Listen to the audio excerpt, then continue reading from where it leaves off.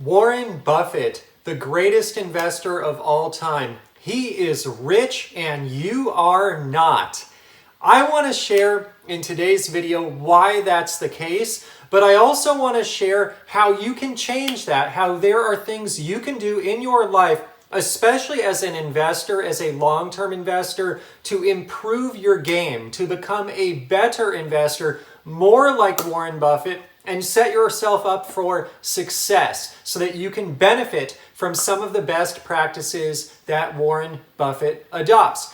Now, I'm going to be straight with you here. It is not possible to replicate all of Warren Buffett's strong suits, but there are certain things that you can do that are accessible really to anyone that can mirror Warren Buffett. So I want to start off with that. There are things that we can control. There are things we cannot control. So the number one thing that all of us can control is we can read. We can read more. We can get into the 10Ks, the annual reports, and the 10Qs, the quarterly reports. And we're not going to go and just read the shareholder letter at the beginning that the CEO writes to make everyone feel good about the company. No, what we can all do is we can follow Warren Buffett. We can get into the fine print. We can look at stuff like this and stuff like this.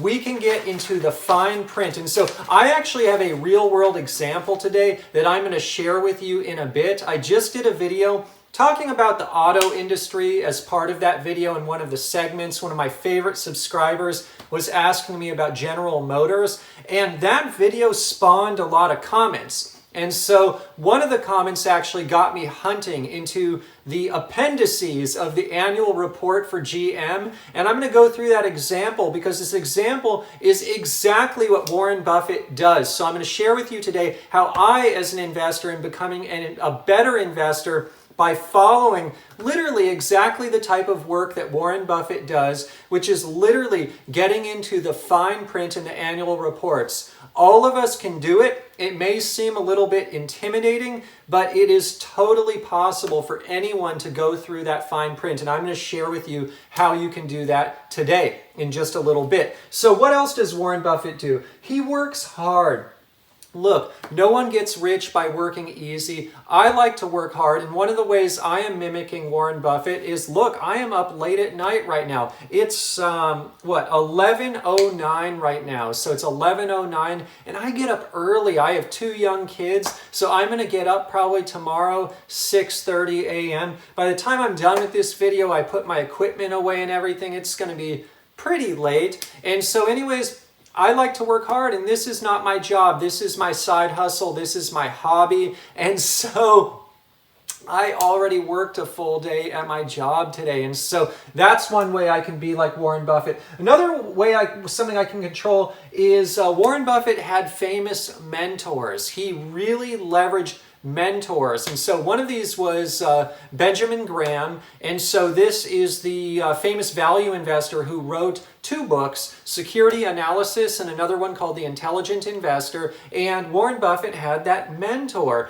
Now, the benefit of books, for example, is we can all read these same books. We can have the same mentors that Warren Buffett had. And so the takeaway here is if you want to be rich like Warren Buffett, 3 easy places to start are reading. And it's not fun reading, it is reading the fine print. And I'm going to talk about that in today's video. I'm going to go through a real world case study with GM. It's going to be really fun.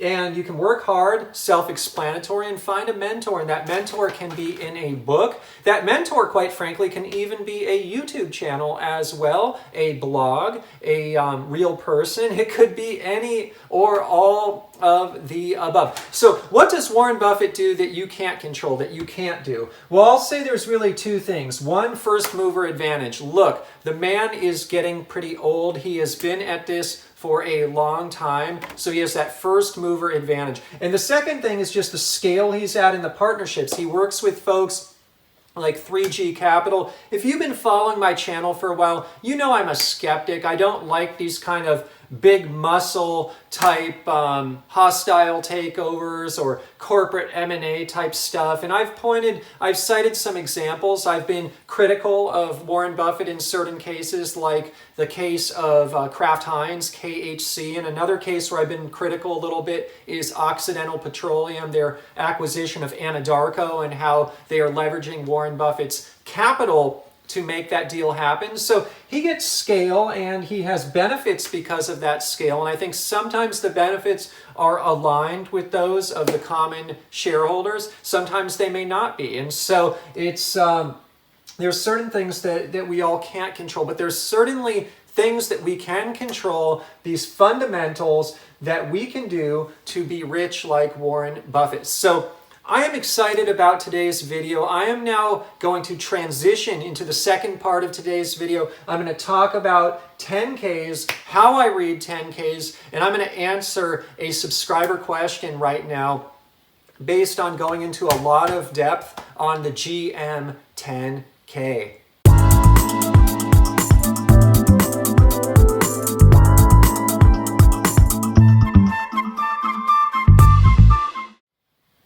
All right, so after my last video, I got a really, really cool comment. And the comment, I didn't write it down, but it goes something like this.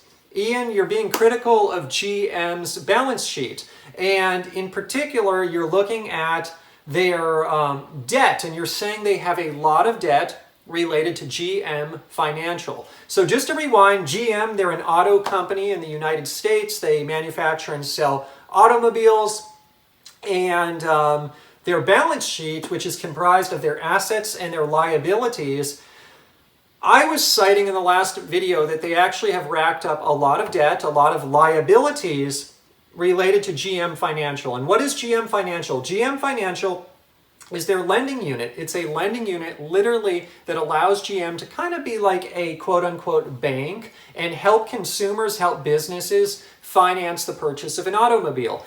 Putting this in just normal terms, if you've bought a car before, you've been to a dealership before, usually what happens is you find the car you want, you negotiate the price, and when all is said and done, you kind of go into another office with their finance person, and then the finance person walks you through all these options, and usually what they will present to you is, hey, if you want to finance this automobile, this is what we can offer you. This is what GM Financial does. This is where GM Financial enters the picture.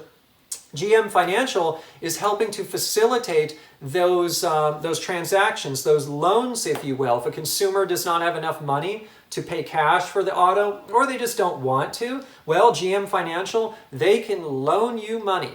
And they can do so usually for a pretty low interest rate these days. Rates are pretty low. And so a lot of consumers opt to go that route. And so what I was talking about in the last video is, hey, this does cause me a little bit of concern because, look, GM's writing all these loans, and look, this isn't isolated to GM. This is what all the auto companies are doing more or less.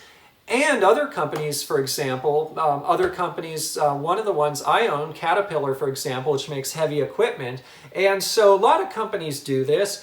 But what worries me about GM and other automobile companies is when times get rough and consumers, unfortunately, maybe some of them lose their jobs. Which bills are they going to pay first? Are they going to pay their rent, their grocery bill, or are they going to pay the auto bill? Usually, the smart person is first going to keep a roof over their head. Next, they're going to keep food on the table. Next, they're going to keep the electricity going and the gas going and the water going. I would say after that, if money is left, they're going to pay their auto bill, their auto financing bill. And so my concern is being towards the end of a bull market that when the collapse happens, the economy kind of tapers off, maybe we have an economic recession, there could be some loan losses, some issues with these loans that these auto companies are making. So a subscriber asked me, hey Ian, but you're kind of looking at GM as a bank. Using the bank analogy, aren't all of these loans that they're making assets? Because when I'll give you the example of a bank. The way a bank works is deposits, cash. that's been deposited at the bank, that's considered a liability on the balance sheet. But in the assets on the balance sheet, it's the loans that are being made. It's the loans, the mortgage loans, these real estate loans that are being made. Those are the assets to the bank. And typically, at a really well-managed bank, the assets will be bigger than the liabilities. And you subtract the liabilities from the assets and you get the equity, the shareholders' equity of the bank. And so basically, the subscriber has asked me, Ian, you're saying they've got all this debt, and this debt is bad, and it's related to these loans. But Ian, aren't these also assets? Aren't these assets to the company because they're making these loans, and they have money coming in from these loans? And so, first and foremost, I'm using the term bank very loosely here. When a bank makes a loan, they are usually loaning money on real estate. And before they make that loan, the real estate is appraised. Oftentimes it's appraised multiple times to peg its value. And no matter where the economic cycle goes, real estate has a real value. And so even, I'm talking about a bank here, traditional bank. If the traditional bank, the person who's the borrower becomes insolvent, they can't pay back their loan, well, look, the bank takes in that piece of real estate and the bank owns that real estate. And so, yeah, the bank will probably lose some money there and they'll have to write that down. But at the end of the day, they're not going to lose too much, because the real estate has real value and it's been appraised wisely, and that's a bank. Now, yes, GM is acting like a bank, but they are not lending here on real estate. They're lending on a depreciating asset, an automobile. And we all know that these autos are worth not much. So if a consumer can't pay their auto bill and GM has to repossess the auto, GM's just going to end up with a bunch of worthless inventory that they can't sell. Or if they do sell, pennies on the dollar. We'll get to that later. So that's one key difference between a bank and between an auto company acting as a bank. I just want to point that out first. But this subscriber asked a really good question, really good. And I didn't know the answer off the top of my head. So what did I do? I embraced my inner Warren Buffett. I'm like, you know what, Ian? You are going to go to the annual report, the 10K for GM. I'll link to it in the description below so you can find it as well. And I'll link to that last video, by the way, that I did as well. It's at the end of that video I talked about the auto industry. And I embraced my inner Warren Buffett. And basically, I started going through the 10K. And so I want to walk you through this because I want you to be like Warren Buffett. I want you to learn how to be rich like Warren Buffett, because you're probably not as rich as Warren Buffett right now. Probably very few people out there are. But the goal here is to empower and educate and to share my journey, because I certainly want to be up there with Warren Buffett one of these days. So anyways, what did I do? Well, first and foremost, this 10K is 342 pages. So did I read every page? No. But what I did is I quickly found the pages that are important. And one of the most important pages to answer this subscriber question about these loans, how do they work, is the balance sheet. And so I found the balance sheet on page 51. Now, I'll link to this again in the description below. The key thing with these annual reports is usually if you download the annual report from the website, there might be some preamble and shareholder letters and this and that, feel-good pictures and happy people, all this stuff at the beginning. I skip that. That's worthless. What I like to go to is the fine print. And so I find the real balance sheet, the full balance sheet, and that for GM is on page 51. And a balance sheet is comprised of assets and liabilities. And so I wanted to look, how does GM deal with these GM Financial auto loans? And how does it do this? And how does it look at them as both assets and liabilities? And so in the assets part of the balance sheet, there's current assets and non-current assets. And lo and behold, the subscriber who asked this question, they're right. Obviously, there's income coming in from these autos, from these auto loans from GM Financial. And that income, those loans being paid off, are considered assets. And so in terms of current assets, there's 26.8 billion worth of loans coming in. In terms of non-current, there's 25 billion and change. It comes out to 51.9 billion total. So they have $51.9 billion worth of assets related to GM Financial. Now, they have other assets as well. I'm just representing GM Financial here because that's the question that was asked, and that's what I was interested in learning more about. However, I know it's not all fun and games here. It's not just pure assets. And so now what I do is I look at the liabilities. Just like assets, they have current and non-current. In the liabilities part of it, GM Financial has 30.9 billion worth of current liabilities, and GM Financial has non-current liabilities of 60 billion. So they have 90.9 billion in liabilities related to GM Financial. So off the bat, the first thing that kind of surprised me here is, wow, the assets related to GM Financial are lower, a lot lower than the liabilities. And so that's kind of an issue off the bat. That doesn't make sense. If they're trying to be like a bank, boy, it would be nice if stuff related to GM Financial, the assets were greater than the liabilities. Because if this were a real bank, and you kind of look at it this way, it would be an insolvent bank. This wouldn't be a good bank at all. And so this was the first insight. But this really just gave me a high-level picture. It didn't give me the answers that I was looking for. And so what it did, though, do is it had footnotes in the balance sheet related to GM Financial. It had these footnotes, and it said Note 5 and Note 11. And so I just did on the 10K a search. I did a simple search, and I searched for Note 5, Note 11. And I found that Note 5 is on page 67, Note 11 is on page 73. And so I went to page 67, I went to Note 5, I got it here. This is kind of what I was showing earlier. I don't know if you can see that. But again, check out the annual report. I'll follow along at home. I'll link to it in the description below. The main thing I found on Note 5 is it talks about the GM Financial Receivables, and it talks about the amount of receivables. It breaks it down between retail, commercial, and that was all fine. But what was more interesting is at the bottom, it shows the fair value of GM Financial Receivables using level 2 inputs. And it comes in at 12.2 billion. And so basically what it says is, no, in terms of this 51.9 billion, the fair value of that using level 2 inputs is actually 12 billion. And then it said like fair value with level 3 inputs was 39 billion.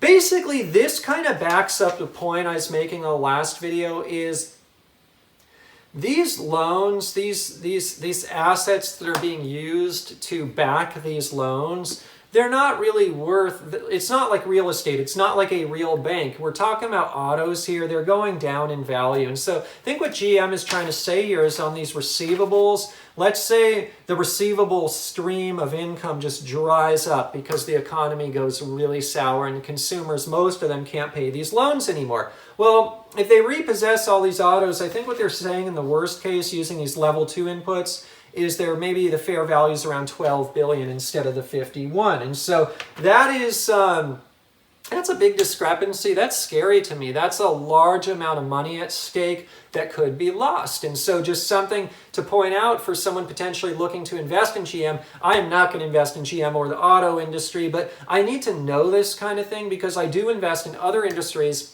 Caterpillar, for example, heavy industrial equipment that does stuff like this. Caterpillar offers financing as well. Now, I already explained in the last video why I think Caterpillar is a little different. Businesses who buy heavy equipment, they are going to pay for that heavy equipment. And that heavy equipment, even if it does have to be repossessed, typically, I believe, retains its value a lot better than a consumer automobile. But, you know, the jury is out. People can debate that one way or another. Anyways, that was Note 5, and that was some good insights I got. Again, embracing my inner Warren Buffett, want to be rich like Warren Buffett. I'm going to read the 10Ks. I'm going to spend the time to go into fine print. And look, I'm eloquent in the way that I'm presenting this today because I spent a lot of time on this. I spent, I'd say, a few hours really mining through the data. And so the take home for you is if you want to be a great investor like Warren Buffett, there are no shortcuts. People ask me, Ian, why are your videos so long? Make them shorter, Ian, and you'll make more money on YouTube.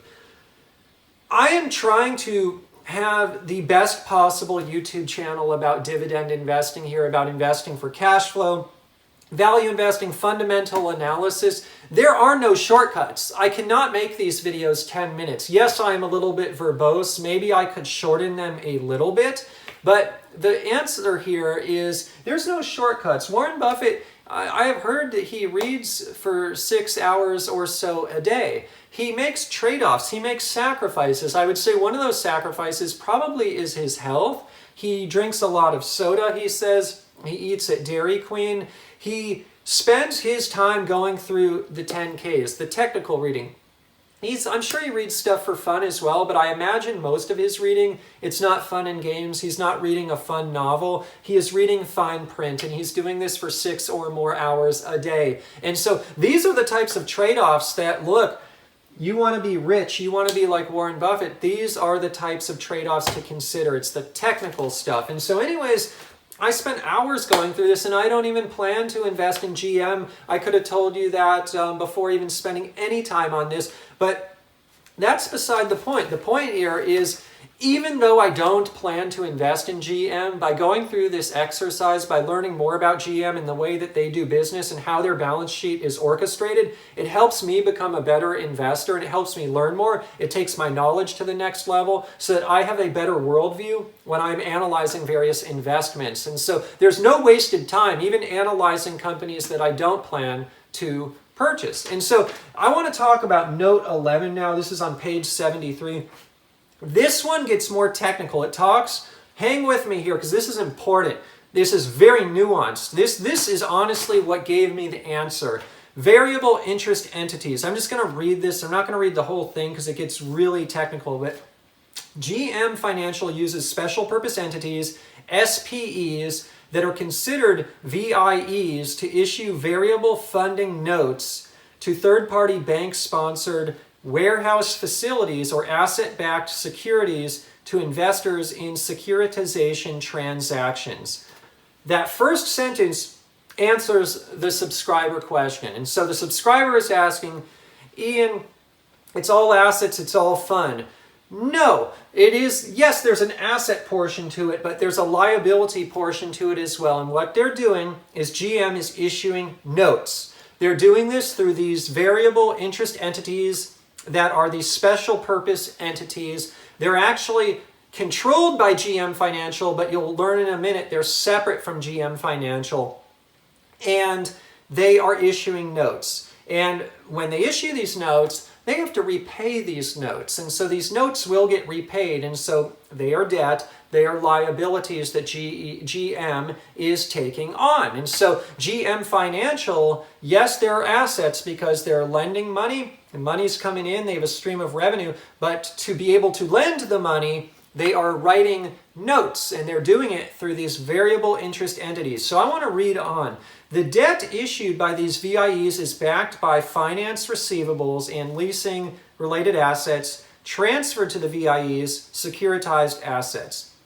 That's what I just said. Makes sense. They have these VIEs, and what backs them? Well, the assets coming in, the receivables back these notes.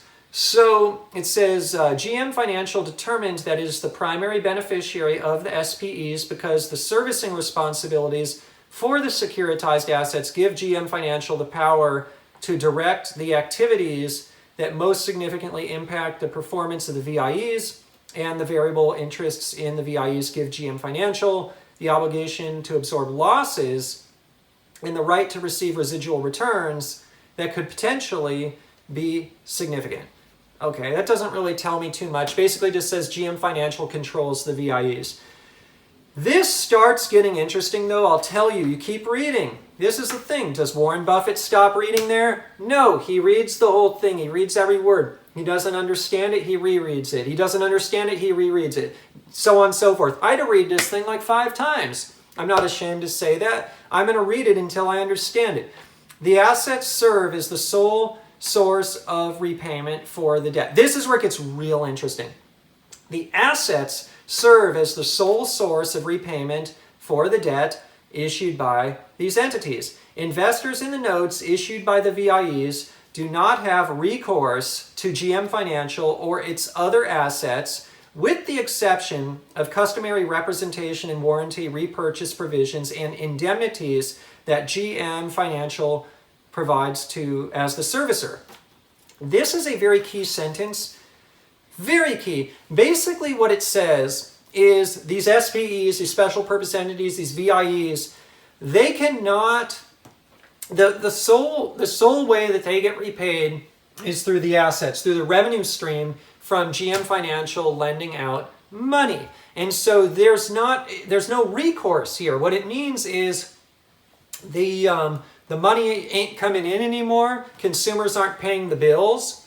The SPEs, the investors in the SPEs, they can't come after GM Financial for the balance. And so this actually was a key nuance that told me, like, hey, Ian, yeah, there's a lot of debt. Yeah, the debt outnumbers the assets as it pertains to GM Financial, as it pertains to these loans. But you know what? Even if the consumers can't pay back these loans, at least we know that the VIEs, the warehouse banks, the folks involved in this debt, they're not coming after GM Financial, and it doesn't seem like they're coming after GM's real estate portfolio, for example. GM, by the way, on their assets, going back to their balance sheet, they had a significant amount of valuable real estate. I think it was around $30 or more billion worth of real estate. I was actually really happy to see that.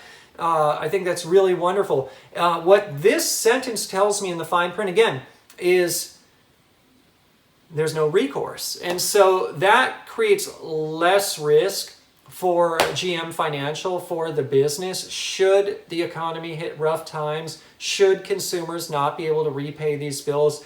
That being said, just from an ethical point of view, from a business person point of view, as I'm a business person, I don't really, yeah, it's good to have non-recourse loans and such, but at the end of the day, most companies that mean very well, they don't want their loans going bad. That's just very bad for business. It's a very bad reputation that can be created from something like that. And so at the end of the day, I kind of look at it like, yeah, it's kind of like a pro the way this language is written in terms of recourse, but it's also still a con that they owe $90 billion on these notes, because at the end of the day, one way or another, I kind of believe that, look, GM is going to make a best faith attempt at repaying these notes. Put another way, if GM does not repay these notes, yeah, maybe there won't be any recourse, but you know what? These banks, these warehouse banks, these financial institutions that they're working with to issue these notes, they're not going to work with GM anymore. And you know what? Their friends aren't going to work with GM. And you know what? Anyone that they can vaguely talk to around the world that works in their industry, you know what? They're not going to lend to GM anymore either. And so what it really comes down to is, yeah, GM is really well served to repay this $90 billion. And so they're on the hook for that, regardless of what this says.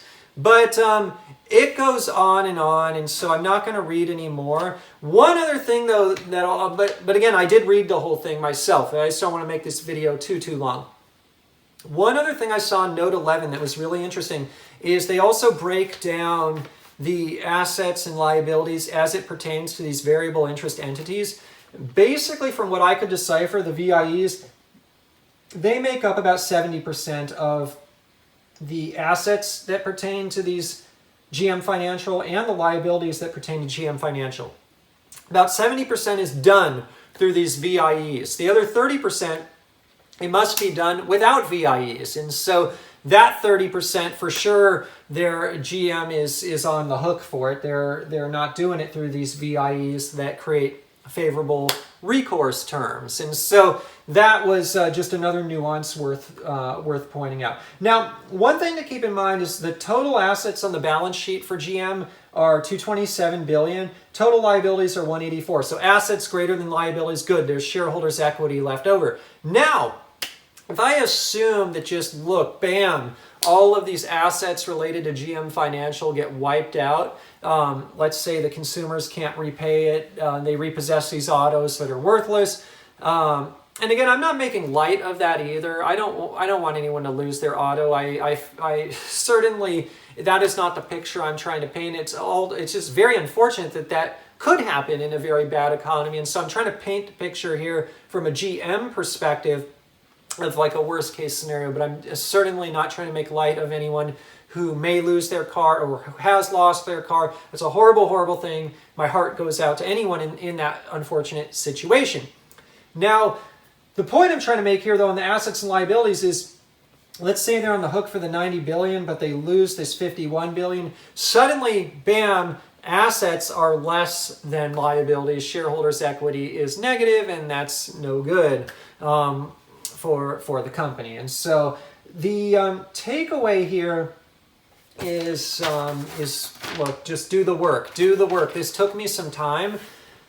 I have no intention even of investing in the auto industry, and GM just is not for me. That being said, I know there's investors on this channel that are in GM, they're in Ford, they're in other companies like that, and I wish you the best. And it may not be for me, it's for you. There's different dividend stocks for different investing personas. One of the reasons I don't like GM or other auto companies literally is this lending capacity, the way it all works out. It's not the only reason, it's just one, but I wanted to delve into this today because it paints the picture of why Warren Buffett is rich, quite frankly, because this is what he does all day, every day.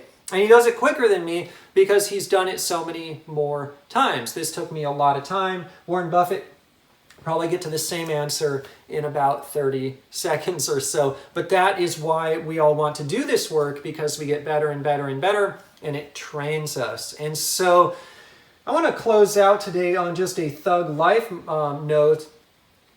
You know, you don't even have to go to Warren Buffett for these types of insights either. So we're talking about working hard and hustling. I want to actually share with you one of my favorite hip hop groups. Shout out The Far Side. Love these guys. Lab Cabin, California. I think this was their second album, one of my favorite albums of all time.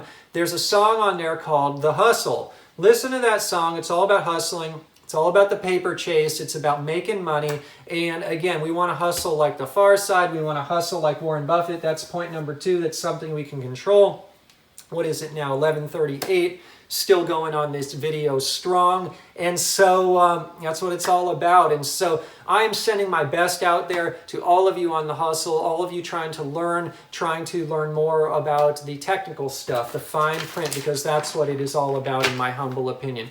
All right, everyone. In terms of full disclosure, I am long Caterpillar, ticker symbol CAT. That's a stock I mentioned today. In terms of a friendly disclaimer, today's video is not investment advice. Today's video is just for your fun and entertainment. I'm not a licensed investment advisor, just sharing my journey here on YouTube for fun and entertainment. If you're going to invest in the stock market or anywhere else, please consult a licensed financial advisor first.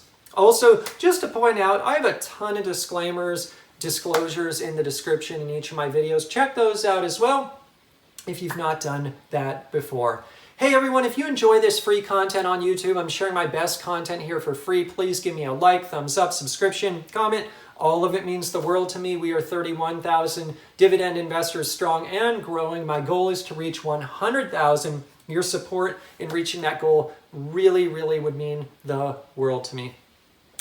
Even just sharing my videos on social media, anything you can do, it helps. All right, everyone. Good night. I'm going to get some sleep. I will see you in the next one, in the next dividend investing video.